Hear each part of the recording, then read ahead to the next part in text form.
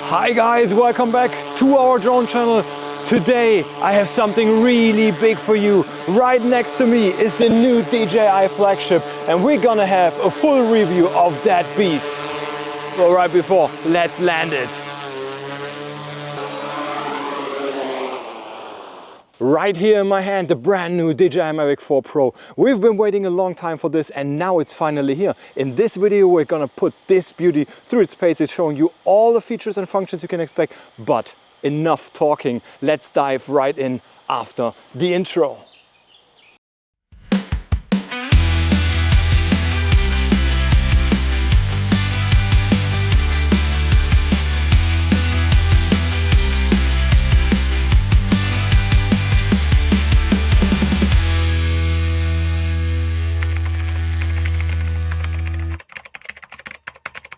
Almost exactly 2 years ago, DJI made a huge leap forward with the Mavic 3 Pro. For the first time ever, a drone came with 3 cameras, opening endless possibilities for photo and video work. So it's not a surprise that DJI also packed their brand new flagship, the Mavic 4 Pro, with 3 cameras too. Of course, they've stepped things up. The Hasselblad cam now shoots up to 100 megapixels and even the telecam got bumped up to 50 megapixels. But is that really enough to justify retiring the still amazing Mavic 3 Pro? That's exactly what we're gonna find out today. And I can tell you right now, the last few weeks testing the Mavic 4 Pro have been super exciting and a whole lot of fun. I've been flying the Fly More combo version with all the extra gear and I've tested everything I possibly could on this drone. So yeah, just like you're used to from my other reviews, this video turned out a little bit longer, so use the YouTube chapter feature to jump straight to the part you care about most. Of course, I'd love it if you watch the whole thing.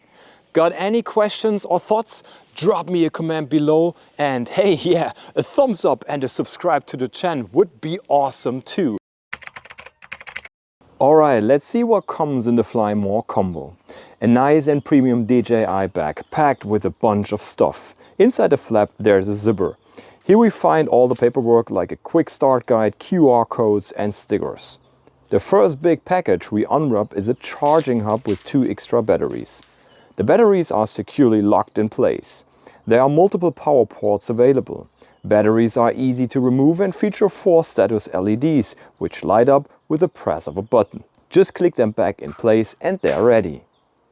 Next, we open up another package to find some spare propellers. There are 8 in total, 4 for clockwise rotation and 4 for counterclockwise. Also included in the Fly More is the RC2 Remote Controller with a color display. It has 2 foldable antennas and numerous buttons and dials on the front, top and back. The joysticks are hidden in the back and are screwed on in the front when used. Quick boot test. Now onto the important power adapter to operate the charging hub, along with 2 high-quality USB-C to USB-C cables. Each cable is about 1 meter long. Then we find a larger cardboard box inside the bag containing several cables with different country plugs. Fits right onto the charging hub. And last but not least, the piece de resistance, what we've all been waiting for. Nicely packaged but quickly opened. The Mavic 4 Pro looks incredibly high quality and makes a great impression right from unpacking. The camera module with the gimbal is hidden behind a plastic cover and protected. This plastic cover is attached at the back of the drone with a band holding it in place. To release it, we pull on this band, then we turn the drone and pull it over the small nose. We then see the mighty camera module marked Hasselblad and the 3 cameras beneath it. The whole unit can now also rotate about its own axis, explaining why the entire block has become so rounded. The front arms are folded back. To make the Mavic 4 Pro ready to fly, these need to be flipped forward. Then we fold out the rear arms as well. The order doesn't matter anyway with this model. And as you can see, the drone automatically starts up. The gimbal moves the camera in all directions and rotates multiple times. The incredible short boot time is impressive. After just a few seconds, the Mavic 4 Pro is ready to go. As we know with just about all DJI drones, the Mavic 4 Pro is foldable as well. But there are significant changes. While we had to pay attention to the correct sequence of unfolding and folding with the Mavic 3 series, now it doesn't matter. Thanks to the redesigned structure, it makes no difference whether you unfold the front or rear arms first. We've seen this concept already with the Mini 3 and Mini 4 Pro models, making launching even quicker and easier. Once we unfold the drone, it automatically starts booting up and is ready to fly in just a few seconds. This feature, already familiar from the Flip, can also be disabled in the DJI Fly app. Up front we see the powerful gimbal with its 3 cameras. The entire camera head is quite round, mainly because a new rotation axis has been installed, allowing the camera to rotate 360 degrees. What this entails and the effect it creates we'll cover in the camera chapter. Directly behind the camera module, the long rounded drone body follows, housing the battery and the main board inside. On top of the drone body, you immediately notice 3 small black circles. A similar picture is shown on the underside of the drone. Those familiar with it know these are small cameras used for obstacle detection. Also on the underside, we find the position light, used during takeoff and landing in the dark. This can also be operated manually, which we'll see later in the Fly app. Both the drone and rear arms have their respective safety LEDs, which blink during flight. The drone has no propeller guards, but that should be obvious to everyone and wouldn't make much sense. Overall, the Mavic 4 Pro is much rounder and less edgy than its predecessor. It is also important to mention that the drone has an integrated fan, which expels air out the back.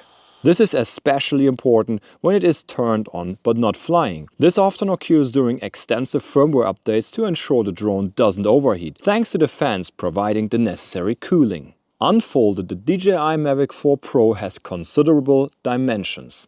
At a length of 328.7 mm and a width of 390.5 mm, it stands a proud 135.2 mm high. When we fold the drone, the measurement reduces to 257.6 by 124.8 by 106.6 mm.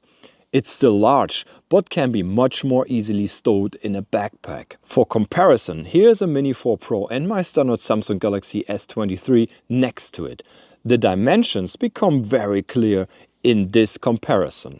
Additionally, there's a significantly revamped gimbal and propeller guard that is quickly applied and makes the overall package very handy for transport. To attach it, we start at the camera unit, then click the nose in at the bottom. Finally, the band is pulled to the rear part of the drone and hooked in. The enormous size of the DJI Mavic 4 Pro naturally also leads to a corresponding takeoff weight. And as we know, DJI places the highest value on the sophisticated camera systems and technology for its flagship, less so on the weight as with the mini models. So it's not surprising that the drone's weight settles at over a kilogram, specifically at 1063 grams. This means the drone is labeled C2 and you can only fly it observing certain regulations, but more on that later. Lastly, let's take another look at the propellers. And don't worry, mine are a bit battered and need replacing. DJI has again integrated the quick mounting system, so no tools are needed. To remove the propellers, we simply press it down slightly and rotate it against the direction of rotation. And voila, that's all there is to it. Where each propeller goes is more than clear. Let's sum it up. You can't really mount a wrong propeller as DJI has designed the system to be foolproof. As we just saw, the Mavic 4 Pro is equipped with 3 obstacle detection cameras on the top of the drone body and 3 more on the underside. But is that all? Far from it. DJI has installed the LiDAR system already known from the Air 3S to make obstacle detection even more precise. But where exactly can we find it? Well, if we are taking a closer look at the right front arm of the drone, we find a small black square facing forward. That is our incredible LiDAR system. LiDAR stands for Light Detection and Ranging, which is an optical remote sensing technology that uses laser light to scan the environment. It operates by emitting laser beams that are reflected from objects and received by the sensor. The time it takes for the light to return is measured to calculate the distance. This system is complemented by a downward-facing infrared sensor similar to the one installed forward on the DJI Flip. Combined with the lidar and the 6 cameras, the DJI Mavic 4 Pro features 360-degree obstacle detection, or omnidirectional sensing. DJI claims optimal horizontal detection at a maximum flight speed of 18 meters per second. For vertical detection, the most effective detection occurs when the drone is ascending or descending at up to 6 meters per second. But how well does it actually work? So I'll show you in a little stress test in a later chapter, but in general it can be said that the obstacle detection works quite well. However, one thing is always extremely important. Obstacle detection never replaces the attention of the pilot and is not something a pilot should rely on 100%. So use what your brain was made for and be and act wisely. Alright, let's take a look at the ports and slots of the Mavic 4 Pro and of course how much internal storage it's got. There are a few small changes compared to the previous model. All the connections are tucked away at the back of the drone, hidden behind a little flap. Once you open it, you'll find a micro SD card on the left and a USB-C port on the right. What's nice about the new design is definitely that you can now access both the card slot and the USB port even with the battery inserted. No fiddling around, even if you've got slightly bigger fingers. Now, since the Mavic 4 Pro can shoot in super high resolution and up to 120 frames per second, you'll definitely want to use a fast and reliable micro SD card. I recommend the Samsung Pro Plus 256 GB or the SanDisk Extreme 256 GB. Both are solid options. You find links of those in my Amazon shop. Check the description below. And hey, if you ever head out without a micro SD card, which happens to the best of us, you're not screwed. The Mavic 4 Pro comes with 42 GB of internal storage. That's more than enough for several minutes of footage and tons of photos. So this USB-C port is the only physical connection on the drone. You can use it to charge the drone directly, handy if you don't have the charging station with you, or to transfer files. What's super cool is that it is a direct connection port. That means when you plug the drone into your PC, phone or tablet, it shows up like an external drive, so you can just drag and drop your footage super easy. And that's pretty much it when it comes to ports. There aren't more, but honestly, you don't need more. DJI really stepped things up again with this battery. Let's start with the raw numbers. It weighs about 330 grams, has a capacity of 6,654 milliamp hours and runs at 14.32 volts. At 330 grams, the battery is definitely one of the heavier parts of the drone, but it packs a serious punch. According to DJI, this 4S lithium-ion battery can keep the drone in the air for up to 50 minutes. Sounds amazing, but let's be honest, that's under perfect lab-like conditions, flying from 100% straight down to 0%, no wind, no drama. In the real world, the drone wants to land once you hit around 20% and the weather isn't always on your side. So realistically, you're looking at around 35 to 40 minutes of actual flight time, and honestly, that is pretty solid. The battery itself has a power button on the back along with 4 little LEDs that show the current charge level. On the sides there are 2 release buttons that let you easily pop it out of the drone, and on the front you've got the connection pins which hook into either the drone or the charging hub. So just head up, you can't charge the battery on its own, you'll need the drone or the charger to get it powered up.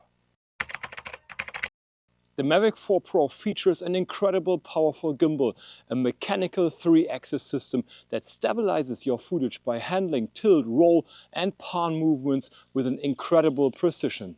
If you've been watching DJI's gimbal evolution over the past few years, you'll immediately recognize what a massive step forward this is. The roll axis in particular has received a major upgrade. It can now rotate a full 540 degrees.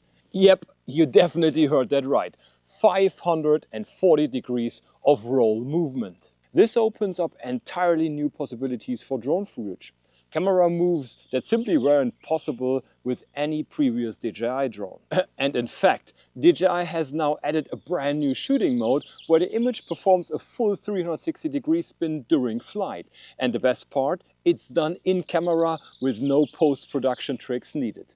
On top of that, there's another feature DJI has finally brought over from the more recent mini-series: It is the true vertical shooting. Well, now sure, both the Flip and the Neo can shoot vertically, but they do it by applying a software crop to the horizontal image. That reduces resolution so you're not getting a full 4K quality. The Mavic 4 Pro, on the other hand, does it properly. It physically rotates the camera 90 degrees, which means you get a native vertical 4K video and stills with no loss in image quality. However, and this is important, there's one limitation that comes with the new design. Unlike the Mini 4 Pro, which allows the camera to tilt fully up and down, even in vertical mode, the Mavic 4 Pro is a bit restricted here. In vertical orientation, the gimbal's tilt is limited to about -22 to +22 degrees. That means you can't capture extreme upward or downward angles while shooting vertically. To work around this, you'll need to adjust your drone altitude if you want to frame your subject from above or below. So during my field tests, I definitely ran into this limitation now and then, and depending on the situation, it can be a bit annoying. Still, in spite of that, I really believe this gimbal is a major innovation. The stabilization is absolutely outstanding no matter which of the three cameras you're using. You get ultra smooth cinematic footage, even in challenging flight conditions. Alright, this part is going to be a bit more in-depth because we are taking a closer look at the specs of each camera of the Mavic 4 Pro. Just a heads up, I'm not a professional photographer. If you want to deep dive into specific specs, feel free to head over to other YouTube videos or check out some expert breakdowns. I'm here to give you the hard facts. We've already seen that the Mavic 4 Pro features 3 different cameras, each designed for a specific purpose. All 3 are mounted on the same mechanical 3-axis gimbal, which provides excellent stability for both photo and video. What they all have in common is that they can shoot photos in JPEG or RAW and videos in MP4.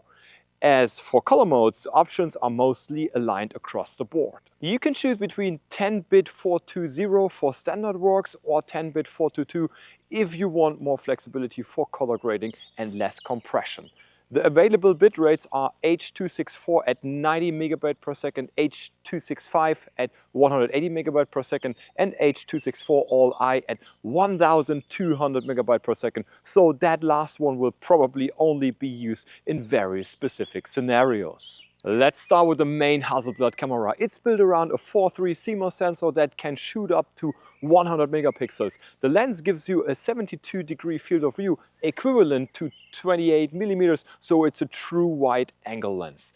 The aperture range goes from f2 to f11, which means it can handle both low light conditions and high depth sharpness. Focus distance starts at 2 meters and goes for sure to infinity. When it comes to ISO, there are a few modes to consider. First, normal video, which is in the range between 100 to 12,800. Second, slow motion, 400 to 6,400. And photo, which is between 100 and 6,400 or 100 and 3,200, depending on the megapixel setting. Shutter speed also varies. At 25 megapixels, it ranges from 1/16,000 to 16 seconds, but anything over 2 seconds is digitally simulated via stacking. And at 100 megapixels, you get 1/8,000 to 8 seconds. The maximum image resolution for stills is 12,288 by 8,192 pixels. So for video, the max resolution is 6K at 60 frames per second or 4K at 120 frames per second. Of course, you can go lower too, down to 24 frames per second if needed. There's a digital zoom from 1 to 2.5, so I wouldn't really recommend using digital zoom unless absolutely necessary. Next up is the medium telecamera. It uses a 1.3-inch CMOS sensor with a max resolution of 48 megapixels. The field of view is 35 degrees, which equals 70 millimeters in full frame terms. A classic portrait or subject framing focal length. The aperture is f2.8, so it's still quite bright and works well in low light conditions. Minimum focus distance is 3 meters. ISO range is pretty much the same. We have either normal video with 100 to 12,800 and slow motion with 100 to 6,400.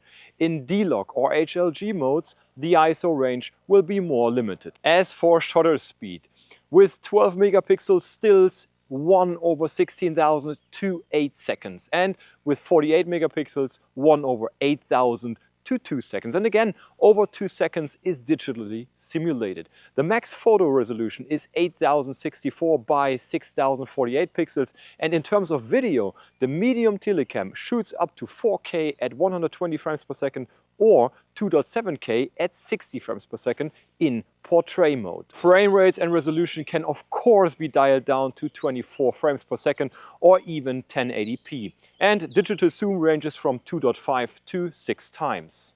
And finally, the telecamera. This one uses a 1.5-inch CMOS sensor with 50 effective megapixels. The field of view is 15 degrees, which equals a whopping 168 millimeters in full frame terms, perfect for distant subjects and compression shots. Just like the medium tele, it has an aperture of f2.8 and handles dim lighting surprisingly well. Minimum focus is also 3 meters. And the ISO range is also pretty much the same. 100 to 12,800 for normal video and 100 to 6,400 for slow motion. And again, lower ISO ranges apply in D-Log or HLG. And the shutter speeds for 12.5 megapixels is 1/16,000 to 8 seconds, and for 50 megapixels it's 1/16,000 to 2 seconds. Everything above 2 seconds, again, is digitally simulated. The max image resolution is 8192 by 6144 pixels, slightly higher than the medium telecamera. For video, you get a 4K at up to 100 frames per second, down to 24 frames per second as needed. In vertical mode, it shoots 2.7 at 60 frames per second and also supports FHD at up to 60 frames per second. And yes, this lens also offers digital zoom, starting at 6 times going up to a wild 24 times. Well, I wouldn't recommend using this very often, but it's definitely fun to test the limits sometimes. So yeah, 3 cameras, tons of options and a lot of power in a flying machine. Which one would you use the most? Let me know in the comments. Alright, let's talk legal stuff. If you're planning to pick up the DJI Mavic 4 Pro, there are a few important regulations you need to be aware of, especially here in Europe where things are a bit more strict.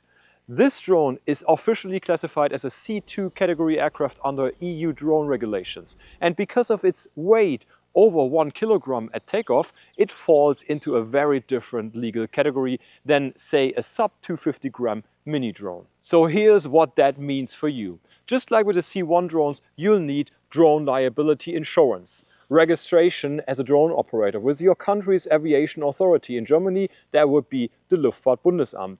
And you'll also need the EU Certificate of Competency, often referred to as the Small Drone License. And on top of that, C2 drones require that you attach your operator ID, the UAS number visible on the outside of the drone, and register it in the drone software as well. So since the Mavic 4 Pro falls under the Open A3 category, you're not allowed to fly it near uninvolved people. You'll also have to keep a distance of 150 meters from residential and commercial areas, as well as from industrial zones and recreational spaces. That might sound a lot, but there is a way to ease these restrictions. If you complete the EU Remote Pilot Certificate, the A2 license, you can reduce the minimum distance to just 30 meters from uninvolved person, which opens a lot of more flying opportunities in real-world scenarios.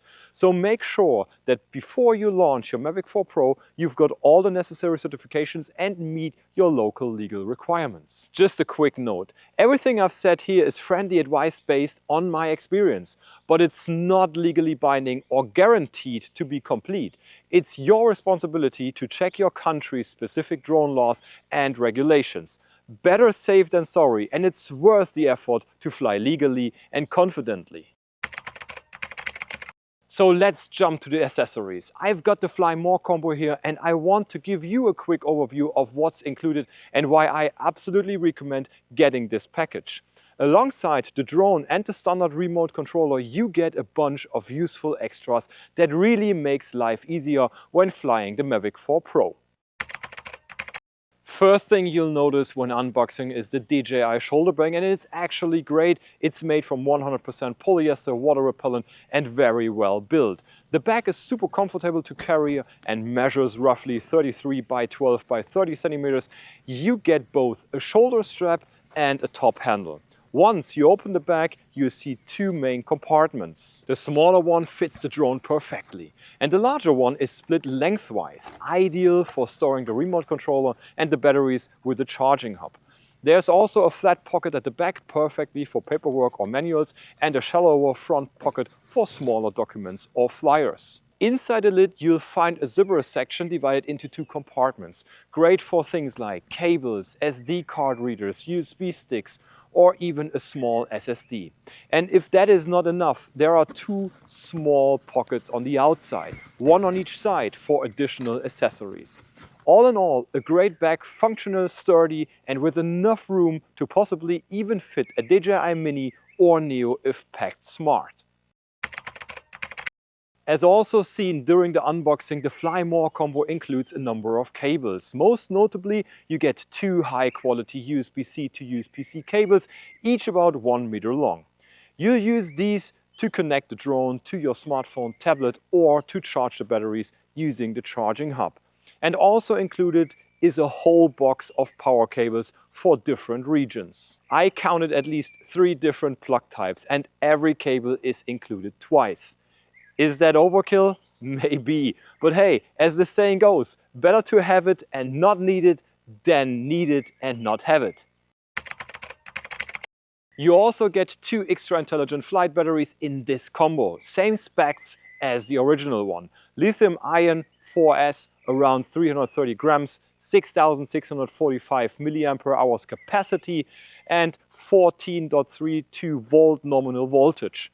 The batteries fit perfectly into the charging hub and feel solid in the hand. So DJI claims up to 50 minutes of flight time per battery, but let's be honest, that's under ideal test conditions. Realistically, you're getting around 40 minutes per battery. So with all 3 fully charged, you can enjoy well over 1.5 hours of total flight time, which is fantastic. And by the way, DJI lists operating temperature range as 5 to 40 degrees Celsius. So if you're flying in winter, keep your batteries always warm. I recommend carrying them in your jacket until you're ready to launch. The box also includes the battery charging hub, which has 3 slots and measures around 50 by 6 by 12 centimeters. You can insert all 3 batteries from the Fly More combo at once. And here's the best part.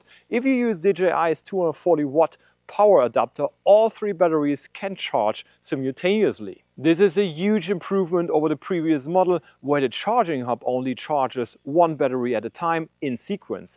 I strongly recommend using the official power supply, anything else just wastes time. Because with the 240 watt charger, all 3 batteries charge from 0 to 100% in about 90 minutes. And if you charge a single battery, it charges in roughly 51 minutes. Well, those are impressive numbers that'll definitely make every drone pilot happy. So taking a closer look at the charging hub, we find either a USB-C port for power input and a so-called DJI-specific SDC port for connecting to devices like the DJI Power Station. There's also a status button at the bottom of the charging hub. Well, press it and you'll see the charge level of the inserted batteries. And last but not least, the rubber feet at the bottom keeps the hub super stable on almost any surface. And finally, let's talk about the DJI RC2 Remote Controller that comes with the Fly More combo. It features a built-in 5.5-inch Full HD color touchscreen with a resolution of 1920 by 1080 pixels and 700 nits of brightness. Now, don't get me wrong. I really like this controller, but let's be honest, 700 nits just isn't enough when flying in bright sunlight. It can be hard to see anything on the screen, so I definitely recommend finding a shaded area when flying with this RC in the open. Internally, the RC2 has a 32 GB of built-in storage and a micro SD card slot for expansion. It's also light and compact, measuring 17 by 30 by 5 centimeters and weighing around 415 grams, making it easy to hold even during longer flight periods. It has active cooling and 2 fold-out external antennas, which gives you great signal strength even with obstacles like trees or buildings in your way. So DJI claims a maximum transmission range of 20 kilometers. But let's be real, you're only allowed to fly within visual line of sight, and you're probably not standing on a mountaintop anyway. The RC2 uses a DJI O4 transmission system which supports 2.5 GHz, 5.1 GHz and 5.8 GHz frequency bands. It comes with 2 removable joysticks neatly stored in the back. When needed, just screw them in, quick and easy. You'll also find all the familiar buttons: power switch, pause button, flight mode toggle, shutter button, video record button, and 2 scroll wheels for things like zoom or gimbal. So there are also 2 customizable buttons on the back that you can assign to functions of your choice. And all in all, it's a rock-solid controller, and honestly, one that every DJI enthusiast should have in their kit. Alright, let's take a dedicated look at the flight behavior of the DJI Mavic 4 Pro. Right from the takeoff, you'll notice this drone needs some serious power to lift its hefty 1000 plus grams into the air. Especially when the propeller blades are stuck together, you might feel some pretty strong vibration during liftoff. My tip? Always unfold and separate the prop blades manually before you launch. It makes a difference. Once in the air though, the Mavic 4 Pro is rock solid. It feels like it's nailed into place. Honestly, that insane stability is backed by 3 systems: GPS, Galileo and Baidu. Light breezes? Not a problem at all. It takes some serious wind to even start moving this thing. Even when I tested it on a stormy day with light rain, it held its position like a champ. DJI rates the wind resistance at up to 12 meters per second, and from what I've seen, that checks out. To get a better view on its flight characteristics, I actually filmed some maneuvers with my Mavic 3 Pro, and honestly, no surprises, but still impressive. The Mavic 4 Pro flies with the same precision we loved from the previous model. Of course, with that extra weight and size, there are some downsides, especially when it comes to braking. Depending on your speed, you'll need to factor in a much longer stopping distance. Sounds obvious, but if you're upgrading from something like a Mini or an Air, do yourself a favor and get in some practice flights out in the open to get used to it. Well, and the same goes for the sideways movement. Thankfully, the Mavic 4 Pro has 360-degree obstacle avoidance, but let's be real, during professional shoots, that feature is often turned off. When you move the joystick, this heavy drone takes a moment to respond. You'll really notice it when it's hovering and you'll push it forward. That little lag is just physics at work. Well, you can tweak the stick response setting in the DJI Fly App, but keep in mind that weight is always going to be a bit of sluggishness compared to smaller drones. One more thing, let's talk about return to home and fail-safe. Of course, the Mavic 4 Pro has full auto RTH. Just press the home button on the controller. You can set your return altitude in the DJI Fly App. And if you lose connection between the drone and the controller, it will automatically return to the takeoff point or your preset home point. One final tip for flying in winter. DJI rates this drone for minus 10 degrees Celsius to 40 degrees Celsius. But remember, at freezing temps, ice can build up on the propellers, which could lead to weird and unpredictable flight behavior. So always fly with extra caution in cold weather. While all in all, the DJI Mavic 4 Pro is an absolute beast when it comes to stability. Really hard to beat in this category. Alright guys, let's talk now about what really matters. The actual image and video quality you get out of the Mavic 4 Pro. Forget the specs for a moment. This is all about the look and feel of the footage, and I can say it right away. It is next level. The footage coming out of this drone is incredibly detailed. Even in wide landscape shots, you can see fine textures from treetops to distant mountain ridges, all perfectly sharp, even at the edges. Color do feel natural but rich with a slight cinematic vibe. They are not overly saturated, but they pop just enough to look great straight out of the camera, especially in normal daylight conditions. But where it really shines is in mixed or difficult lighting. Backlight situations, sun flare, shadowy terrain, the footage still holds up. You get deep shadows without crushing details and bright highlights without clipping out the sky. There's also a noticeable lack of noise, even in low light shots. Footage stays clean and you don't get that nasty grain or digital smearing you sometimes see on smaller drones. What impresses me most was the stability of the image even during fast or complex movements. The footage looks like it's floating. No jitters, no microshakes, no weird gimbal bounce. Even when flying in wind or pulling off quick direction changes, the image stays locked in like a tripod in the sky. In slow motion clips, motion remains butterly smooth, no dropped frames, no artifacts, and motion blur looks natural, not smeared or overprocessed. The depth and separation between foreground and background are also something you notice fast, especially when flying closer to subjects. You get that cinematic depth you'd normally expect from a ground camera with a larger sensor. If you're editing in post, the footage holds up beautifully. You can push the color shift, white balance, or recover details from shadows, and it doesn't fall apart. But the truth is, you'd often don't need to. Even the out-of-camera look is so solid that you could publish it as is. Well, photos are equally strong. Tons of clarity, very little distortion and sharpness even when zoomed in. Also vertical shots, which are also true native 4K, look clean and professional. Perfect for social media or mobile first content. So what is my takeaway? If image quality is important to you, and let's be honest, that's why we buy drones like this, the Mavic 4 Pro delivers footage that's honestly broadcast level straight out of the sky. This is the kind of drone that doesn't just capture what's there, it makes things look better than you remember them. One of the big talking points is always obstacle avoidance. And since this drone is equipped with what might be the best system on the market right now, I want to find out just how well the Mavic 4 Pro's system actually performs. So I ran 3 stress tests in ActiveTrack mode, and I'm excited to share the results with you here. So let's jump in. For this first location, we've got a straight line path, basically just walking forward. So the obstacle avoidance system doesn't have too much to do here at first. But there are small branches sticking out from the side along the trail. And since the Mavic 4 Pro is quite a large drone, it has to make constant little adjustments to stay clear.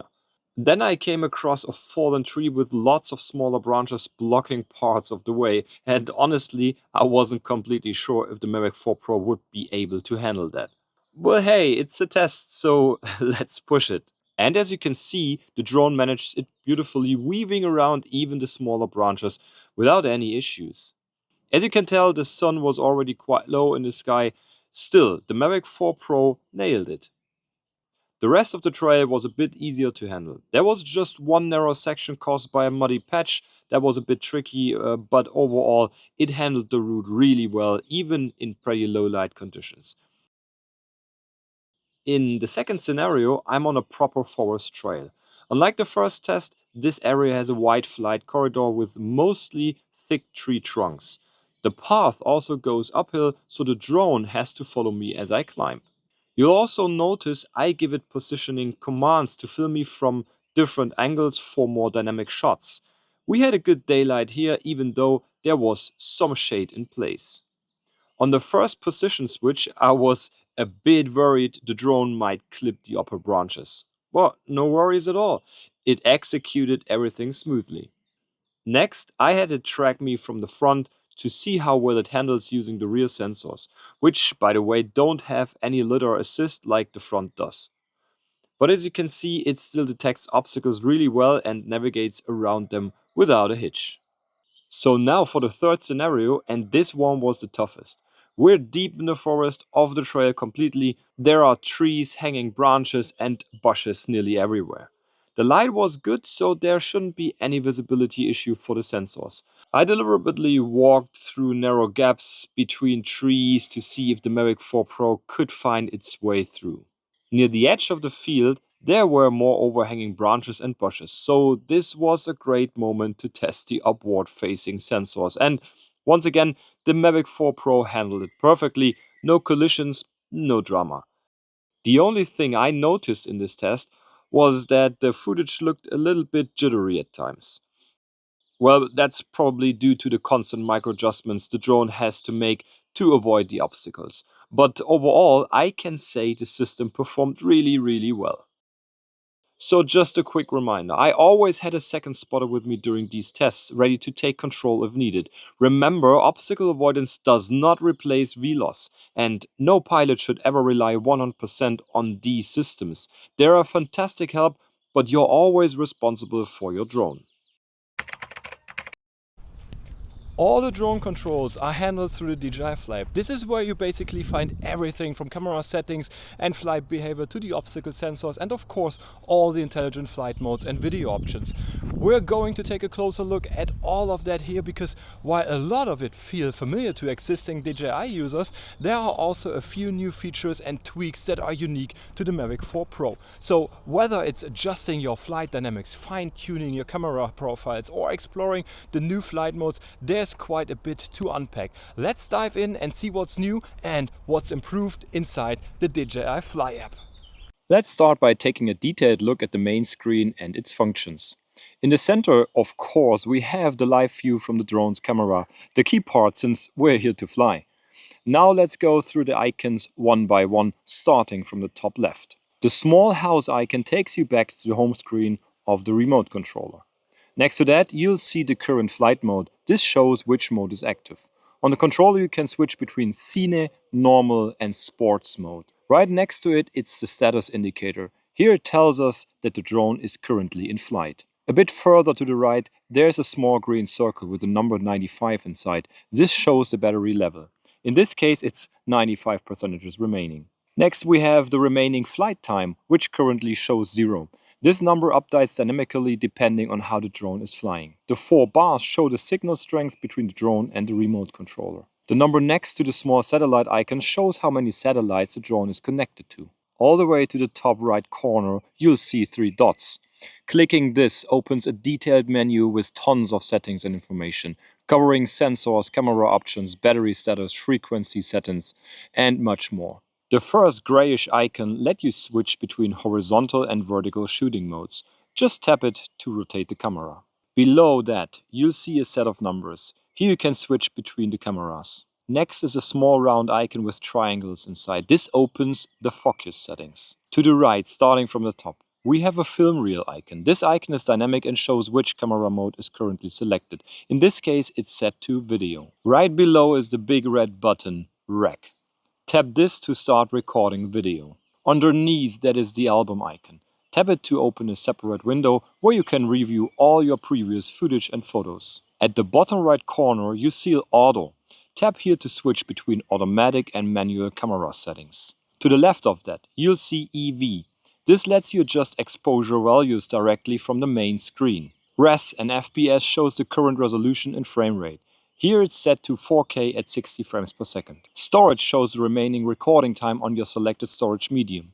In this case, we're using a separate micro SD card. Along the bottom of the screen, the small yellow H icon dynamically shows the home point where the drone took off from. Downward 1.6 meters is a sensor reading showing how close the drone is to the ground. Moving further left, there are 2 values with small arrows. The top value shows the current ascent or descent speed, while the bottom value shows the current horizontal speed. In the bottom left corner you'll find a radar view. This displays all currently detected obstacles around the drone. The blue arrow shows the drone's orientation and the blue dot represents the remote controller. Above that is a small icon with an arrow and an H. Tap this to activate the return to home function. The drone will fly back to its takeoff point automatically. Above that you'll see a square with a dot inside. This icon opens up tracking mode, where you can select and lock onto a subject and the drone will follow it. And finally, just above that, there's a small arrow with lines and dots. Tap this to activate the waypoint mode. where you can set a flight path for the drone to follow automatically. Now let's take a look at the heart of the DJI Fly app, the recording modes. This is where you can switch between photo and video as well as explore tons of pre-programmed shooting modes. To access it, we simply tap the recording mode icon and a new menu pops up. The main categories are listed on the right, and the available options for each category show up on the left. Starting with the simplest, single photo. This mode takes one photo based on your current camera settings, quick and easy. Next is AEB, Auto Exposure Bracketing. Here the drone takes 3, 5 or 7 photos in quick succession at different exposures. Perfect if you want to merge them later in Photoshop for an HDR style image. Below that we have Burst Mode. This takes a rapid series of shots with the same exposure settings. Great for action shots or when you want to pick the perfect frame. Then there's Time Shot. This keeps taking photos at a set interval, ideal for creating manual time lapses or monitoring changes over time. Moving on to the video category. The simplest option here is normal. Just hit record and you're filming. This is probably the mode you'll use the most. Next is Explore mode. This also shoots regular videos, but with one big difference. You can smoothly zoom across all the drone's cameras. It even switches cameras automatically once you max out digital zoom. And of course, there's slow motion. The Mavic 4 Pro can shoot up to 120 frames per second, allowing you to create 4 times slow motion footage. Let's jump to master shots. Here, you can select a subject and the drone locks onto it, automatically flying different patterns, rotating the camera and zooming to create a dynamic mini movie, all by itself. Next up, the famous quick shots. The first option is the new rotate mode, exclusive to the Mavic 4 Pro. In this mode, the drone uses its advanced rolling capability to create unique spinning effects. You can set both the flight path and how many degrees the camera should rotate. Drone knee mode is a classic. The camera looks onto your subject and flies backward and upward at the same time. Rocket mode points the camera straight down and the drone ascends vertically. You can even set the max altitude. In circle mode, the drone orbits your subject in a perfect circle.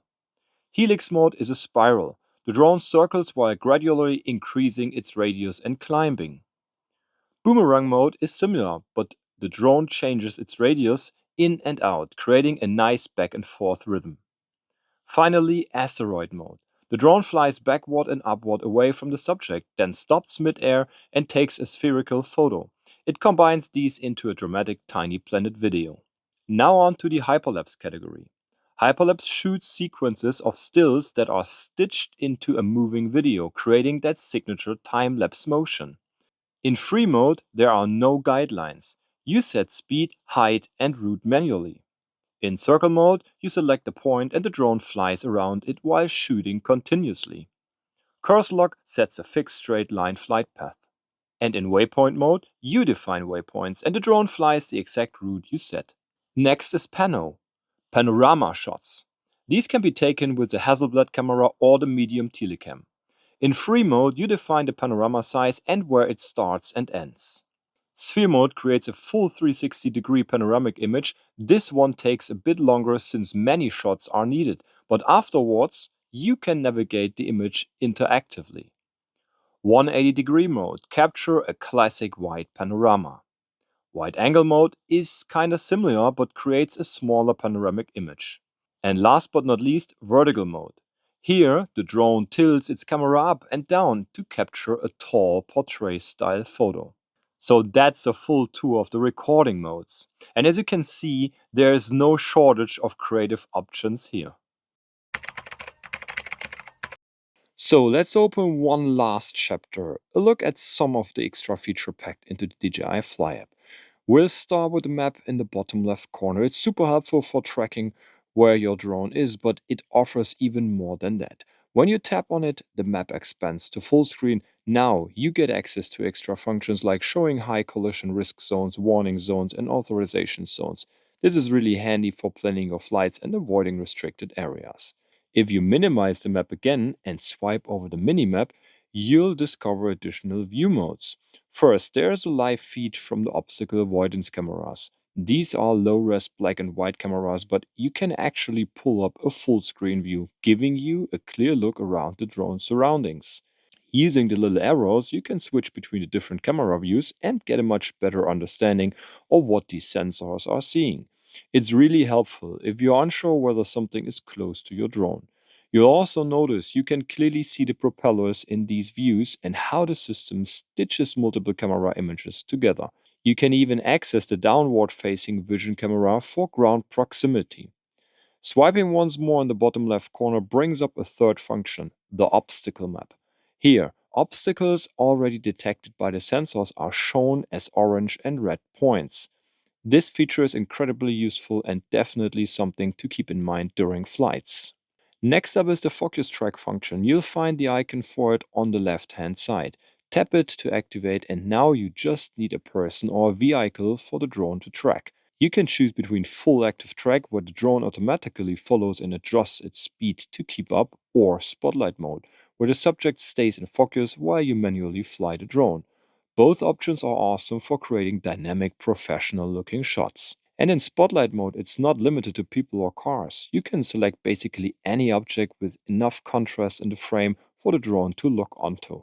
Of course, we also need to mention the waypoint function with its icon right above FocusTrack. This is super simple and intuitive. You manually fly to each point along your desired route and mark each one as a new waypoint. You keep doing that until your route is complete. Once everything's set, you can tweak loads of settings like flight speed, zoom behavior, start and end points, and more. The best part? All GPS points are saved, so you can come back weeks later and have the drone repeat the exact same route, perfect for time-lapse projects or consistent shot recreation. Now, here's something for the professional photographers and filmmakers out there. By tapping the small auto icon in the bottom right corner, you can toggle between auto and pro mode. In pro mode, you get full manual control per camera, ISO, shutter speed, EV, aperture, white balance. Pretty much everything can be fine-tuned manually. This is especially important when using ND filters or when you want a specific look and don't want the auto setting to constantly adjust for changing lights. You can also adjust resolution, frame rates, and more. Well, it's a real pro mode. And finally, a quick look at the advanced menu, which you'll find behind the three dots in the top right corner. This menu is divided into 5 tabs and it gives you access to pretty much all settings. Turn sensors on and off, adjust flight behavior, tweak responsiveness, or even rename files on the fly. The Mavic 4 Pro really gives you near complete control over every camera and flight function you could want. So the DJI Mavic 4 Pro has really shown up its strength. Rock solid flight performance, incredible stability and next level image quality. Whether you're a pro filmmaker or just want the best possible shots from the sky, this drone truly sets a new standard. Of course, it's not perfect. The larger size means you need to adjust to braking and handling, and in bright sunlight the RC2 screen could be better. But overall, DJI has delivered a powerful, reliable tool that's really hard to beat. If you're thinking about upgrading or getting serious with aerial filming, this drone definitely deserves a spot on your radar. I hope you found this deep dive helpful. If you got any questions or want to share your thoughts on the Mavic 4 Pro, drop a comment below. I'd love to hear what you think. Make sure to hit like if you enjoyed the video and don't forget to subscribe for more drone reviews, tips and in-depth tests coming your way. Thank you so much for watching, and as always, fly safe and see you in the next one.